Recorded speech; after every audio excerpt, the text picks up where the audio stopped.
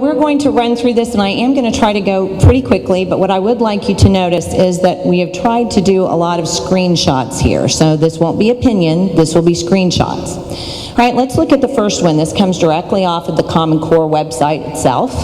And I wanted to point this out because for several different reasons. Number one, what are the standards? Well, they're a set of English language arts and math standards. But let's see where they come from. On the Common Core's own website, it's licensed and copyrighted by the National Governors Association. I gave them an extra A. Have no idea what that's for. We'll make it up later. And for the CCSO, which is the Council of Chief State School Officers.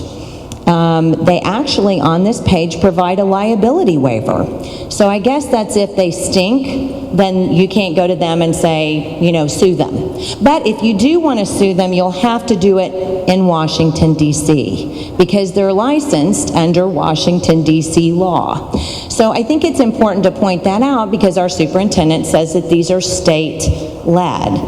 Well, I don't think that there's anything on here that would kind of lead you to believe that. All right, let's move on. This is our roadmap to the Common Core.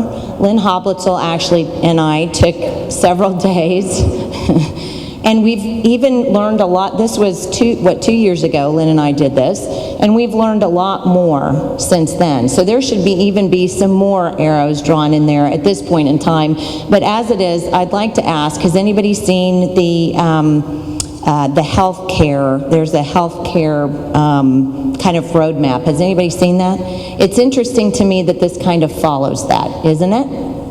All right. What are the Oklahoma origins of the Common Core state standards? How did we get them in Oklahoma? Well, we actually got them in 2010 as part, they were one paragraph in a 34-page bill. It's on page 30. I've tried to find it sometimes and actually keep going past it. It was a bill that was, I think it was labeled as teacher incentive pay. So what lawmaker isn't going to want teacher incentive pay? I would imagine several would. So on page 30 is this one paragraph. The bill actually did not pass the first point because it was a very large bill that included a lot of the reforms that were supposed to be in the Race to the Top. And this was all to get Race to the Top money, which came from ERA funds, which came from the federal government. These were stimulus funds, and this is how they were to pay for this. Now, it's also important to understand here that like all state legislators, and there were 46 states that adopted them fairly quickly in order to get Race to the Top funds, the actual English language arts standards themselves were not produced in final form until June 2010, and the math standards had not even been put out. So the legislature could not have even read the standards because they weren't available in their final form at that time. All right, so are they state-led? Well, it's our assertion that state-led is a term, it's like a marketing term, and it's meant to message the idea of local control, but that's not really true. Let's look at some history here. This is actually, I did a lot of screen shooting today. This is a screenshot from the Achieve website. Achieve is a partner with NGA, the National Governors Association, and the Council of Chief State School Officers. Well, I know that you won't be able to read that, although, anybody? You put one hand over? Not sure? I know you're not able to read that, but I put the things in boxes that I think are most important for you to know. It actually says Achieve is very proud of what they've been doing, and they want you to know that in 2006 they were already working on college and career ready standards. But I thought these were state-led. I thought we just came up with them. But Achieve was already working on them. Okay, Achieve, and it says here in the bottom, the little bottom box there, it says in these words, Achieve partnered with the National Governors Association and the Council of Chief State School Officers. Does that lend you to believe that even the NGA or the CCSO wrote them? No, Achieve partnered with them. Now, I want this to be fairly clear, and I want you to know that the Bill and Melinda Gates Foundation is a very big supporter of the Common Core state standards. And I can go places and I can tell people that, but I think it's more accurate and truthful if I just take a screenshot, because the Bill and Melinda Gates Foundation is very proud of the money that they give away, and they have a very nice website. And if you want to find anybody that they've been giving money to, all you do is see in the top box up there, it says search. You type in whatever it is that you want to search, and they pull up a list for you. So here's the list of money that they've been giving to Achieve. Million, 2 million, 7 million, 1 million, 9 million, lots and lots and lots of money to Achieve. Why? To move on the Common Core state standards. It's also important to know here that Achieve was actually created by Bill Gates. It was a product of Bill Gates, Mark Tucker, who is another guy we won't talk about tonight, NGA, and the CCSO. All right, this is kind of an interesting thing in and of itself. This is the CV of John Cramen, who's the Department of Education's highest paid employee, the Executive Director of Student Information. He actually came from Achieve. And if you'll note on his CV, it actually says that as early as 2004, Mr. Cramen was working on college and career-ready standards at the American Diploma Project in Washington, D.C. He also says that he helped to benchmark the Common Core state standards in Washington, D.C. I'm not really that great on geography, but I kind of thought Oklahoma and Washington, D.C. were different places. So I'm not, right? I mean, okay, just checking. All right. Here's another great page from the Bill and Melinda Gates Foundation. This is actually one of two. I didn't want to bore you by putting the other screenshot on, but this is just the first page of the money that they've given to the Council of Chief School Officers in order to press on with the Common Core state standards and get them implemented in states. I think it's important to point out here that the National Governors Association and the CCSSO are private organizations, which means they have no accountability to taxpayers whatsoever. In America, we have a representative form of government.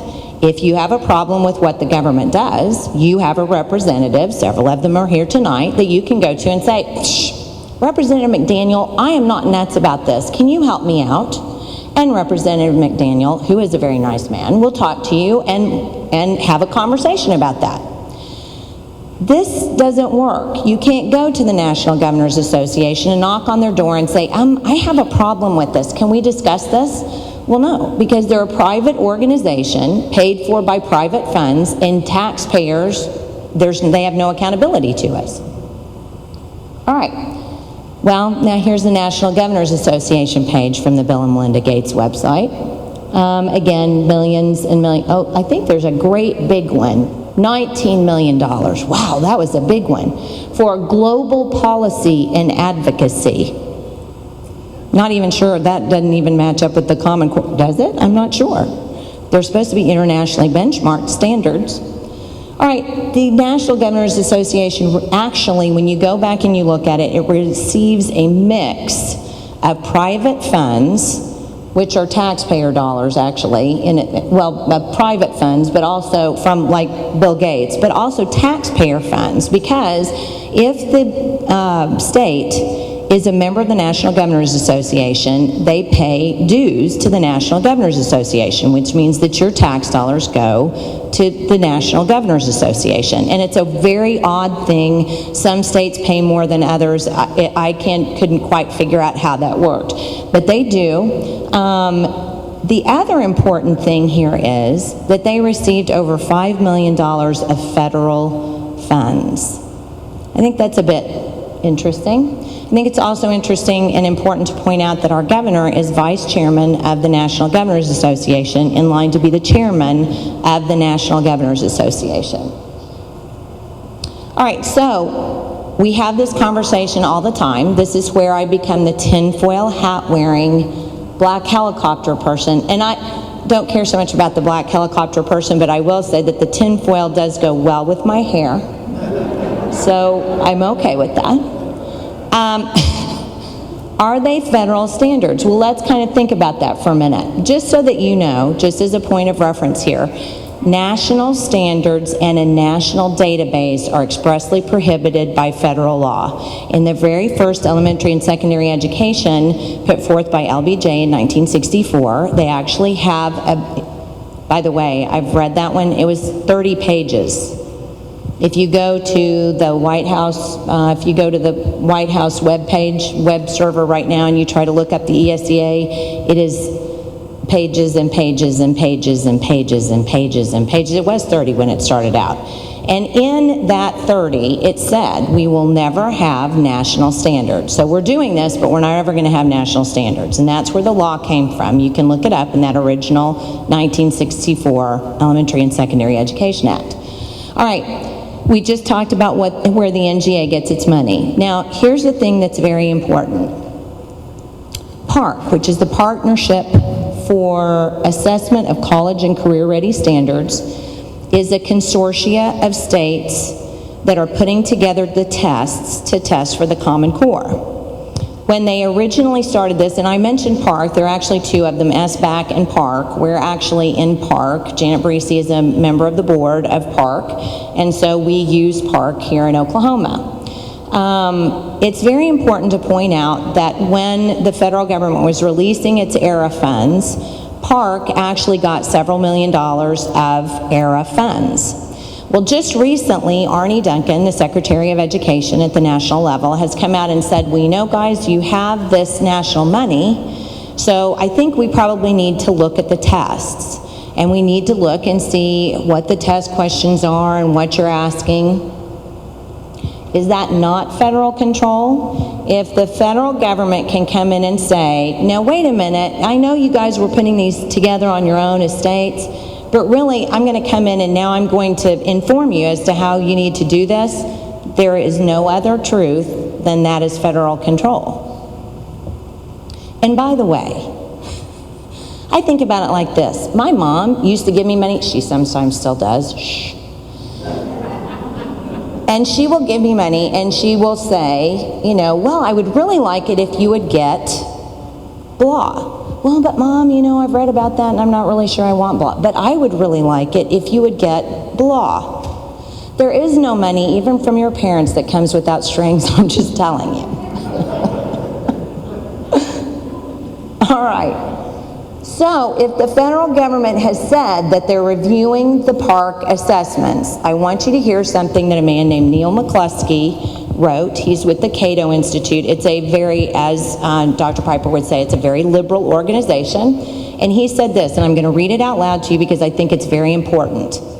And what is tested, of course, ultimately dictates what is taught, at least if the test results are to have any concrete impact, ranging from whether students advance to the next grade to whether schools gain or lose funding. Since the ultimate point of uniform standards is to have essentially uniform accountability from state to state, they will have to have some concrete impact, rendering this a clear next step in a major federal incursion into curricula.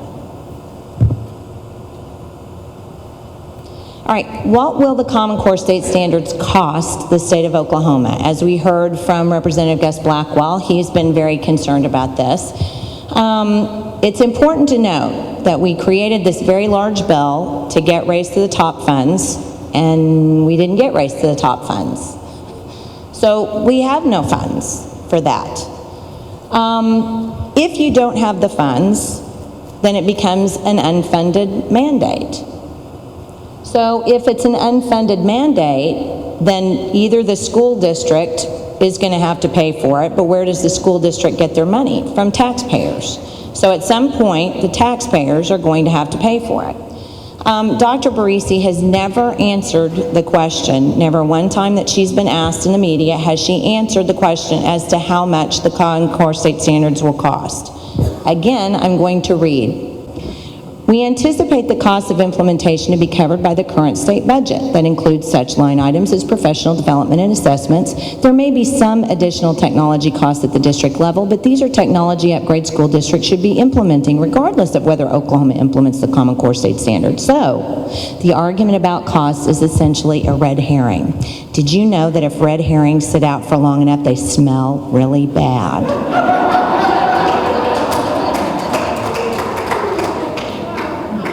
I'm just saying. I think it's important to note that, I wrote an article for American Thinker about education reform and about the cost of education reform. And one of the things that I wrote in American Thinker was about Western Heights, which is a part of the Oklahoma City School District. He applied for $475,000 in E-rate grants because to do the park tests, it requires a huge amount of broadband. Has anybody seen the news about the fact that the testing got shut down and the servers? Has anybody seen that stuff? Okay, so you all know that it takes a lot of broadband to make this happen. Well, schools don't necessarily have that. Shoot, I don't have that. So what we need to do then is to up the broadband. So there's, does anybody remember Al Gore, the inventor of the internet? He actually did come up with an idea, and his idea was, does anybody have a cell phone? Okay. Has anybody ever looked at the taxes on your cell phone? I look at the taxes on my cell phone and go, okay, part of the taxes on your cell phone come from Al Gore's idea that we needed to take money off of cell phones and put it in a bank, it's called E-rate, so that schools can apply for that money and get it back for technology reasons, and that's what E-rate is. So E-rate has, he applied for $475,000 in E-rate, but he also ran a school bond. Who pays for a school bond? Did you know that that indebts your property? Did you know that the founders had no idea or intent that you should be indebted for your property? My pastor's sitting over here, and he has told me 100 times that the word happiness in the Declaration of Independence refers specifically to property, the ability of you to own property. When we indebt ourselves through school bonds, with that indebtedness comes back to our property. So that is in essence what Dr. Piper said about losing your liberty, all right? Putnam City ran a 2013 Technology for Learning bond election for $6 million. They made sure to tell you that it was only going to indebt your property, I think, for $2.20 or something, still in all. All right, now, are they effective? And I'm not going to talk a whole lot about this because we have other things to talk about, but I do want to point this out. Numerous experts have pointed out that the mathematical standards are poor. I actually went to the website Everyday Mathematics because I wanted you to see that Everyday Mathematics had the Common Core State Standards put together by McGraw-Hill. McGraw-Hill and Pearson are the largest textbook publishers in the world. It's kind of interesting that they're all for Common Core, but oh well. Wasn't AT&T broken up for that? Well, I must be thinking about silly things.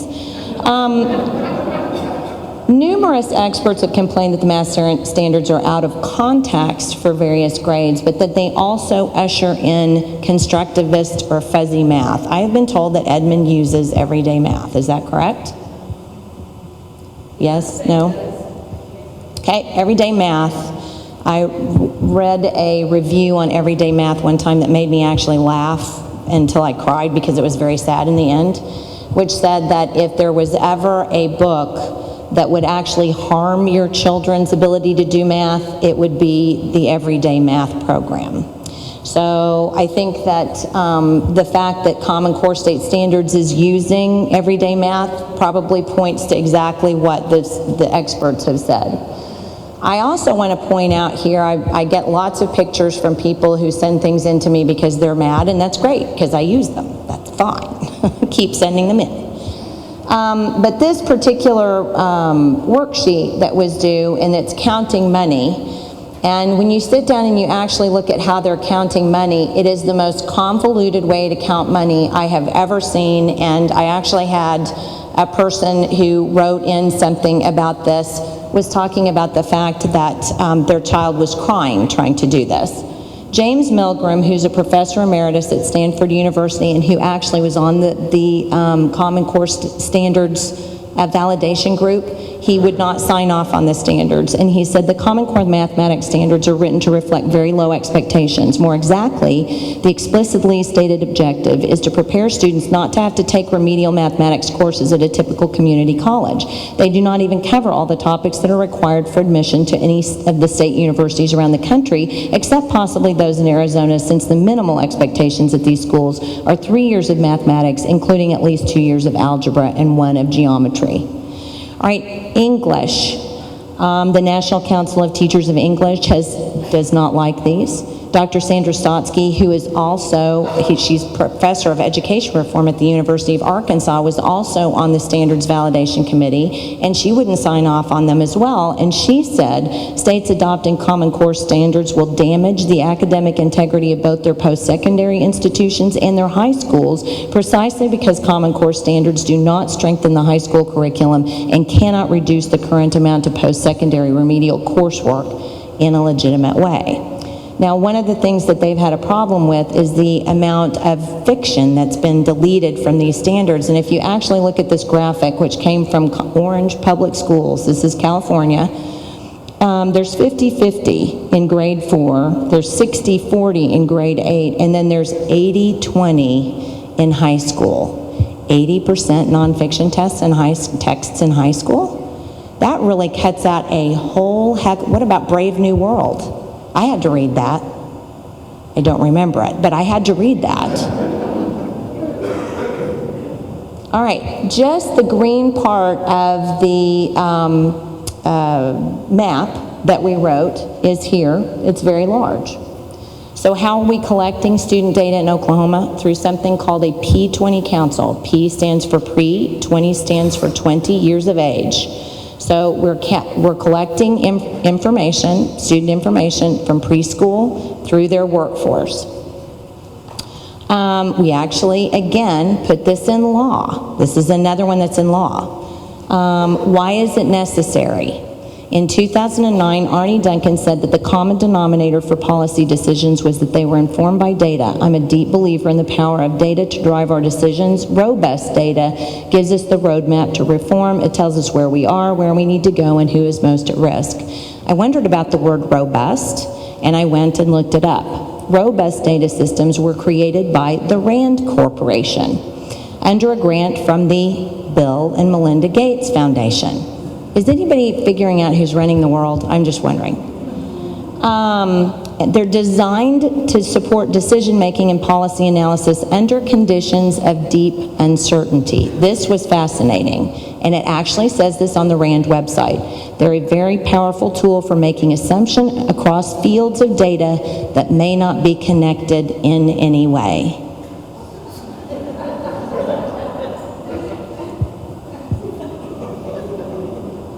Well, okay. So what's the purpose of the P20? Well, it's to inform public policy, which means writing laws, and conducting research, among other things. So the data that will be collected on your children will be used for research. What is the duty of the P20? I like to read this because it makes me kind of a little sick to my stomach, and I don't know why that feels good, but you know, sometimes that does. So let's read this. To advise the Department of Education, state regents, Career Tech, Office of Accountability, Oklahoma Employment Security Commission, legislature, governor on coordination of a unified longitudinal student data system to provide interoperability and efficient and effective storage, use and sharing of data among the Department of Ed, Career Tech, regents, legislature, other policymakers, and executive agencies, and the general public.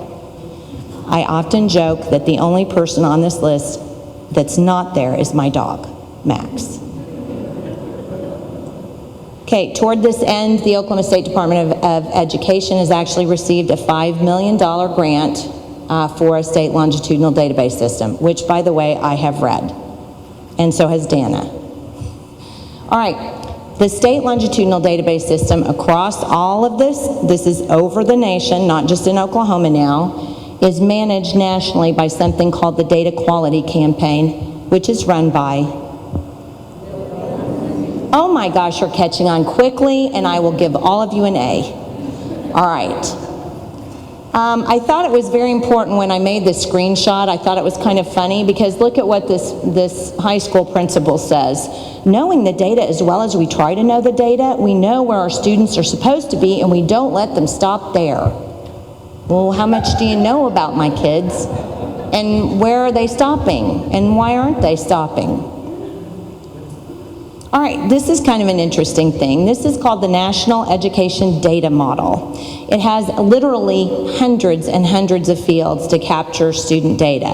And early on, we found out when we went to the website, and this is what it looks like, we went to the website and we found all kinds of interesting fields, and here's a screenshot of them because sometimes when I report them, people say I'm giving out misinformation. So on this list are, at the very top, base salary range, blood test type, birthmark, blood type, and death cause. Not sure why they need to know why your child died, but I guess they do. So anyway, this is some of the information that they're collecting on children. All right, this is something else. This is called the Common Education Data Standards, which was developed by the Data Quality Campaign, which is underwritten by the Now, they wanted to ensure that states were developing data in a way so that they could talk to each other, okay? That's called interoperability. My husband is actually works on the internet for a company, and he actually does data modeling and data modeling systems. So I've asked him about some of these things, and he just kind of scares me. He's kind of scary looking, but that's not what the problem is. What he says actually kind of scares me sometimes. And this is one of these things, because the common data elements are fields, and what they're trying to do is they're trying to make every state have the same fields, and they put them in something called the School Interoperability Framework, which was invented by, and they put them in the framework, and then schools can talk to one another, and beyond that they can send information to the federal government under what they call the Federal EdFacts database. Now, this is, if you just look at some of the data standards, one of them that I pulled off, I mean, you can see they have a whole bunch of them up there. One of the elements is dental screening status. Because if your kid has like yellow teeth, it affects the way they learn, and they're not able to take a test with yellow teeth that some other, I don't get it. Sorry, I'm just, okay. Now, this also, because in my campaign of misinformation, I create the Common Core website, and then I take a picture of it. This is actually another screenshot from the Common Core website itself.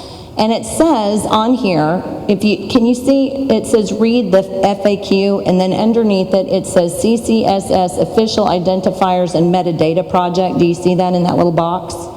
Okay, I clicked on that because I wanted to know, my husband told me what metadata was. It's data about data. Isn't that exciting? So now I know why he doesn't talk about work when he comes home. So this is actually kind of scary when I read what they had here. If you look in the boxes, now I just did the whole screenshot because I wanted you to see that. Obviously, I didn't want you to read the whole thing, but I pulled this out. The project is designed to offer a more fine-grained digital mapping that is needed to fulfill the goals and objectives of the Multi-State Assessment Consortia. Who are the Multi-State Assessment Consortia?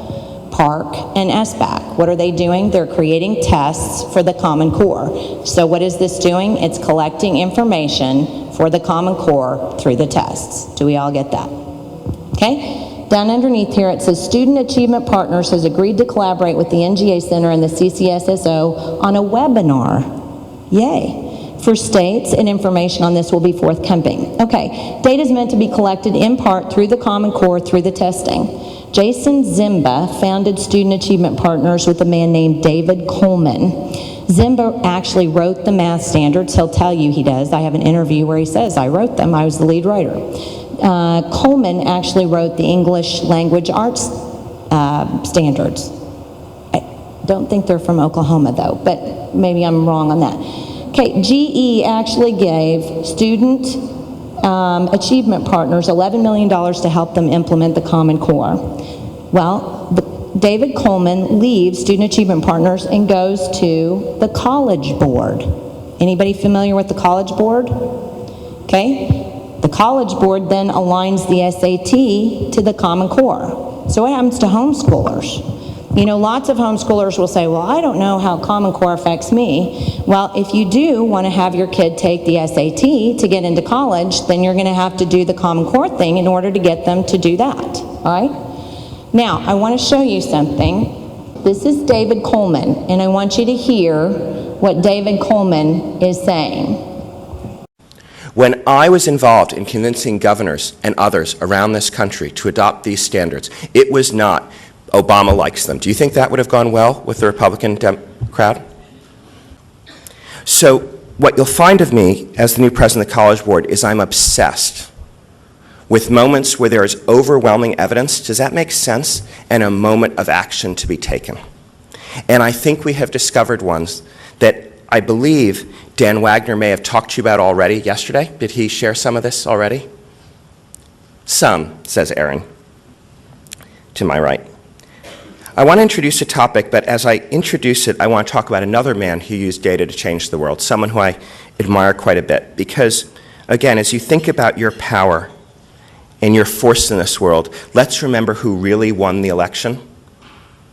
Shall we call it Nate Silver? Against all the blowhards of political commentary, the predictions of the nerds were decisive. But perhaps more exciting than the person who stood to the side and handicapped the election is the person who led the Obama campaign's use of data to galvanize a generation of low-income people to vote like they had never had before. Whether you are Republican or Democrat, the simple precision and excellence of the use of information to achieve a result is something in my mind that deserves astonishment. It means, again, that there is no force greater. Think about it. Think about it. Hundreds of millions of dollars spent on this campaign. And what made the difference, right? A lot of things. But this incredible precision and insight gained from data, not only knowing where people are, but testing various interventions, seeing what works, keeping focused on delivering them. And that, of course, is Dan Wagner, who led the analytics for the campaign. So hooray.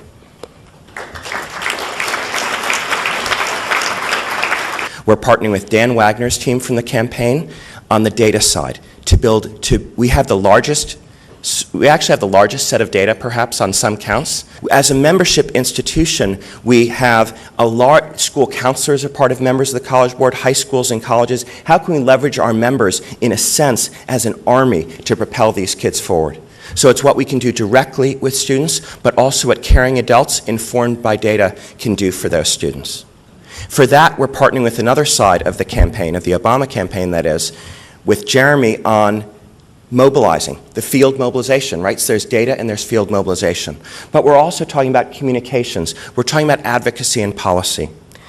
We met the other day on their invitation with the White House because they saw that we were beginning to take the lead on this issue and they saw an opportunity for this country to get something done. Some people call it low-hanging fruit, which I find a strange way to describe a low-income person, but I'll take it. So I hope you've eaten, because you don't want to now. I'm fairly certain. That was David Coleman, and that was David Coleman speaking about data. Now, let's look at who he was speaking about. Well, he talks about Dan Wagner. Dan Wagner is with something called Civis Analytics.